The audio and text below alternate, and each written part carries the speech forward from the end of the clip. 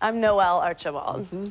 And David used to be my best friend. We used to go to the Half and Half every day, drink coffee, and like, so, you know, I believe him at his word. If he's gonna tell me something, I'm gonna trust him.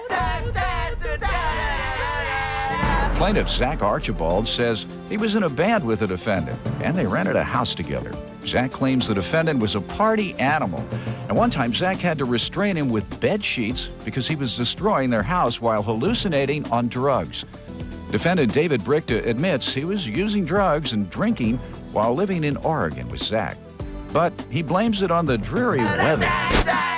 Millions of adults taking medication for depression believe the myth that they can't do anything about the depression symptoms they still have. Okay, I met David in Richmond, Virginia. Me and him both joined my wife's band to show me the pink. Now you're here telling him, show me the money. Yeah, exactly. And we knew he was a partier. He liked to enjoy himself, you know, let loose quite often. But in Portland, he escalated. He started thrashing around. We fell into a window, and it broke.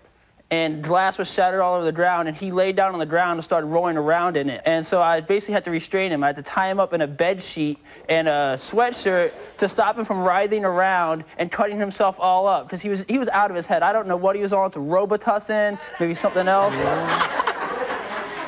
Syrup don't do you like that? Yeah, I'm not sure, Judge.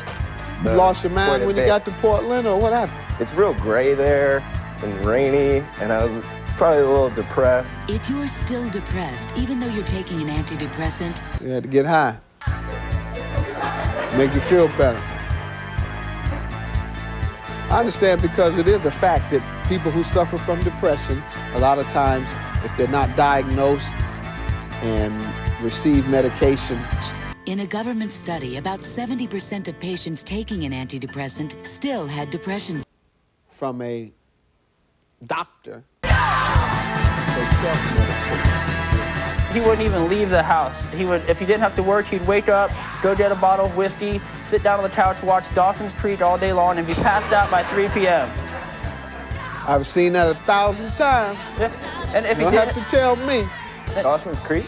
Folks, no, not about Dawson's Creek. I'm talking about the behavior. Are you high today? I ain't seen no 1,000 episodes of Dawson's Creek.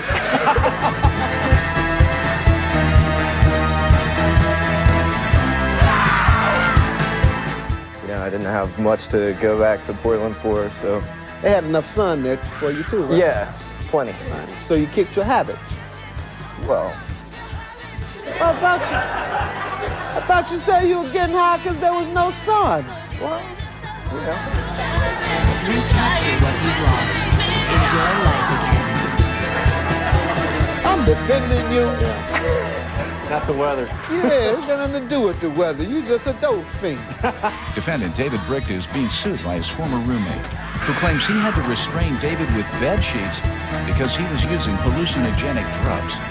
He promised you after telling you he wasn't returning. Right, he wasn't going to He move said, but back. I'll come for the tour.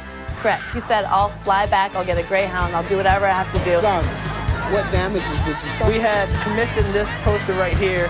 If you like to see it. It's hand silk screened by a local artist in Portland who's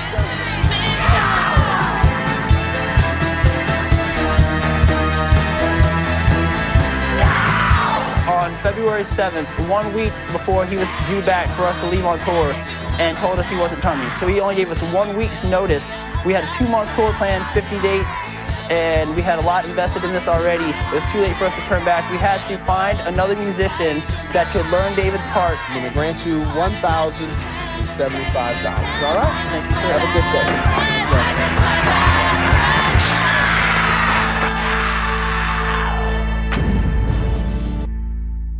With another medication, you may also be able to prevent depression from returning.